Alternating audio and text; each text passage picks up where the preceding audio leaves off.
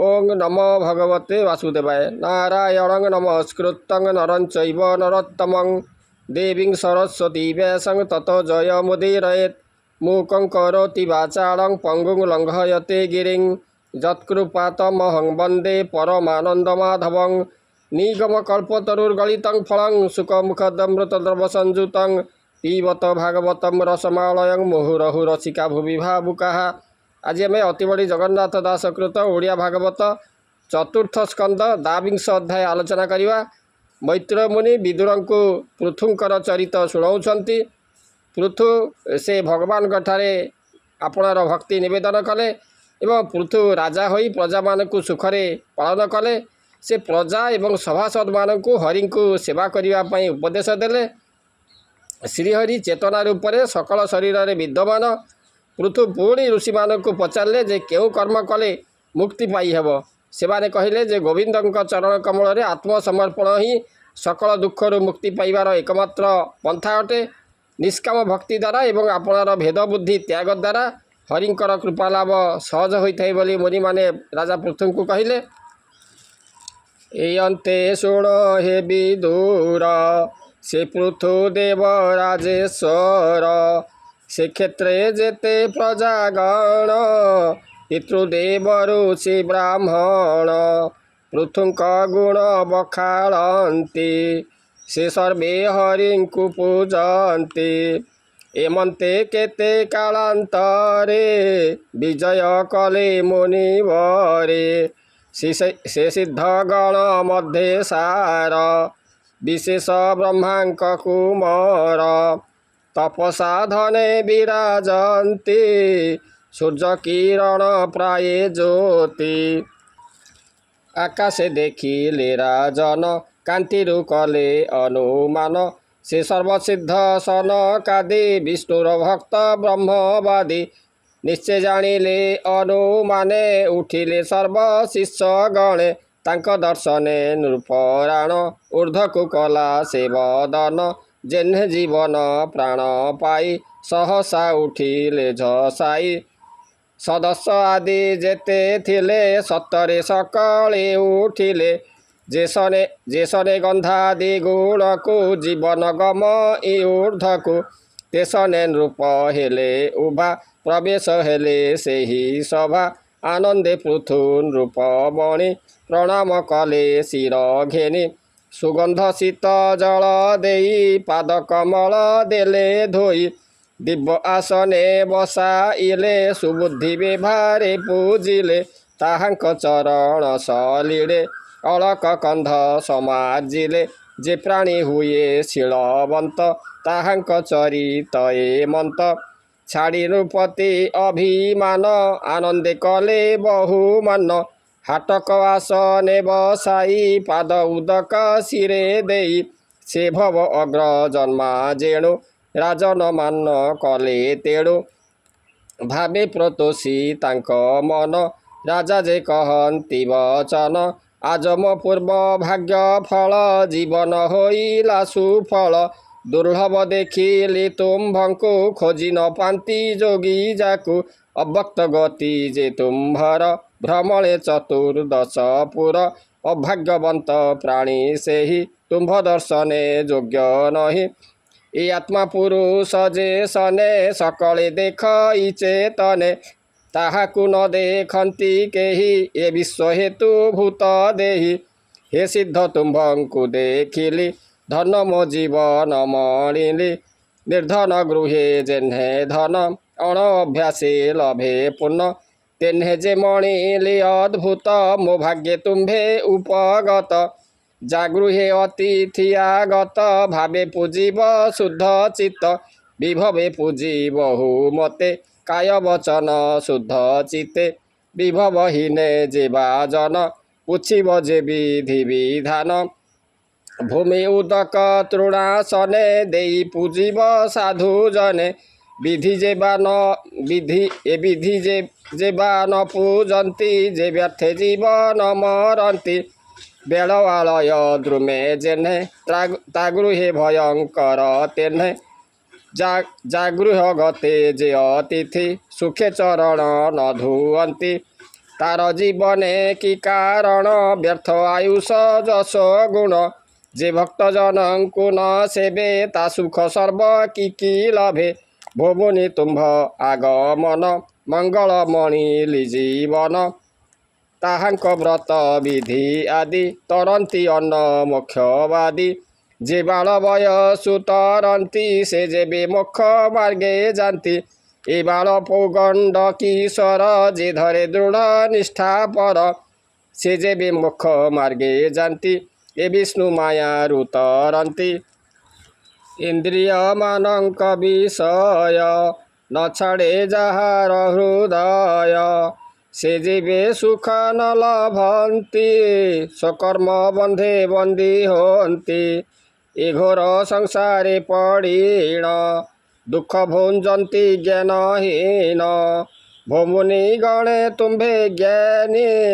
आत्मारामंक मध्ये मानी एणु जे तुम्भ मानंकरे कुशल प्रश्न न पचारे जहाँक मति रति माने कुशल कषण न घेने एमंत शुणे से विदूर से पृथु वाक्य सुमधुर श्रवणे तोष हेले मुनि साधु सम्मत वाक्य माने हर से कहन्ति मधुर शुण हे पृथु नृपवर संसारे साधु लोक जेहि तांक महिमा सिना एहि विषय सुख न घेनन्ति प्राणीक श्रेय पचारन्ति तुम्भे जे पंडित कुशल एणु उत्तम पचारिल सुसाधु जनक संगत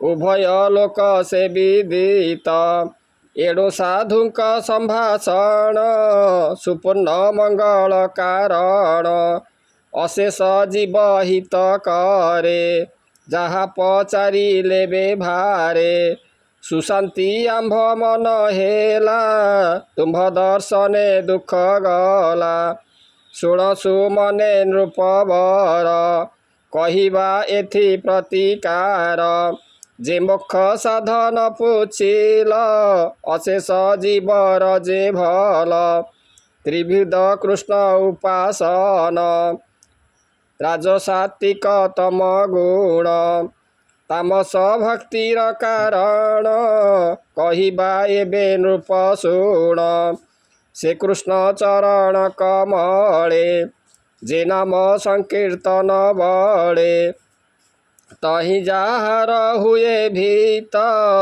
सेहि न कपट भकत जहाँ अंतर मलिन काम कष्ट ए होई क्षीण तामस भक्ति बोली तारे नतरे ए भव सागरे कृष्ण भजने हुए रति आत्मा को विशुद्ध करन्ति जे निष्ठा शास्त्र मार्गे कहे निश्चय बुझ नर राये एटो निर्मल ज्ञान हेतु भवसागर पार सेतु चित्त विशुद्ध जार नाही तार वैराग्य ज्ञान काहि हरिचरणे सेवारती वैराग्य निश्चल भकति एटी कैवल्य सुप्रधान एटी कैवल्य सुप्रधान निश्चय बुझ हेतु राजन वैराग्य हुए असंग तहु जन्मई भक्ति अंग एबिनी आत्मा भेट काहे तेणु ता संग देह बही से ब्रह्म निर्गुण निर्मल व्यापीछि अशेष संसार भक्ति वैराग्यता को पाई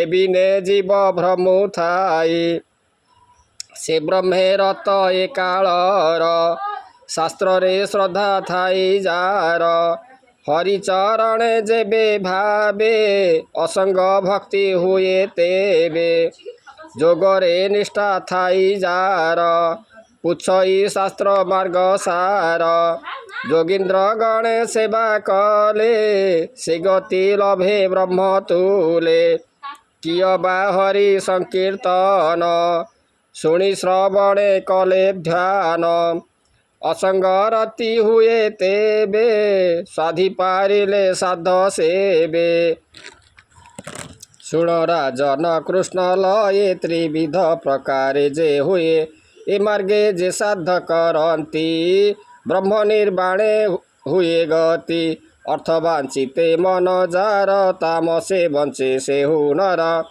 जे प्राणी इंद्रिय भावे बस ताहाकु बोलिटी राजस एहाकु न करिब गोष्ठी तहि न देव मन दृष्टि एमाने जे बा भल पाती से अर्थ काम ही बांछन्ति एणु कुसंग भाव तेजी जे प्राणी आत्मलाभ खोजी निसंग बीजने बसई से तेबे आत्मा को भेटई ए रूपे हुए ब्रह्मे गति शुण सुमने हे नृपति अपरे जे साधक कहिबा जाहार नाही भक्ति सेवा हरिचरणे भक्ति नोहि ताहार ब्रह्मे रति काहि जे हरि गुण सुधा पान सेविने ब्रह्म नुहे ज्ञान अहिंसा धर्मे जे बाथान्ति ए ब्रह्म ज्ञान से लभन्ति परम ब्रह्मचर्य विधि तपस्या सम दमाराधि आपणा हित अनुधाने निपुण हुए ब्रह्म ज्ञाने से हरि परम पुरुष जाहार चरित पीयूष से सुधा पान जेबे करे से तेजे से सुधा पान जेबे करे से तेजे ब्रह्म ज्ञान बरे जमनी अम कामहीने इत्यादि साधिब निर्गुणे पापादि धर्म विधर्म रे निंदास्तवन सजित रे परम धर्म ए विचार निर्मल बाह्य अभ्यंतर शीतोष्ण दुख सुख सहे से तेबे ब्रह्म ज्ञान बहे से ब्रह्म जार निष्ठा व्रत जे बात हुए दृढ़ मत श्रीहरि भक्त जे बाजन ए सर्व तांकर भूषण तेणु बढ़ई तार भक्ति से तेबे लभई मुक्ति से ब्रह्म अटे सदा सत अनात्मा निर्गुण अनंत तहि जाहार गति हुए ए जीव बद्ध नुहे मोहे से ब्रह्म जार निष्ठा रति से ब्रह्मे जार निष्ठा रति जे बेता हुए दृढ़ मति सदगुरु सेवा जे करे से तेबे ज्ञान मार्ग धरे ज्ञान वैराग्य जोग बळे ए जीव कोप दहे हेळे ए पंचभूतरे हृदय जीवर होइछि आलय ज्ञान अनल हेले जात तेबे से हुए भस्मीभूत ए जीव कोप जेबे जाई तेबे से ब्रह्म ज्ञान पाई अनल प्रकाशिले जेन्हे समिद हुए दग्ध माने तेसने ए लिंग शरीर ज्ञान न रहे नृपवर एमंत ज्ञान उदे जार हुई भव सिंधु पार उपाधि वासना अशेष ज्ञान अनले हुए ध्वंस उपाधि अंते नृपराये तार गुणादि हंति लये विनष्ट हुए अभिमान आपणा कर्ता आदि ज्ञान जन्मई निज भावे रति ए परा परे नहे गति से पुणे अंतर बाहारे ए दुख सुख न विचारे। ओडिया भागवतर चतुर्थ स्कंद द्वाविंश अध्यायर प्रथम भाग आपण मैंने शुणिले भगवान दिव्य कथामृत आशा करे आपण मानक भल लगी आज रोची ओम नमो भगवते वासुदेवाय।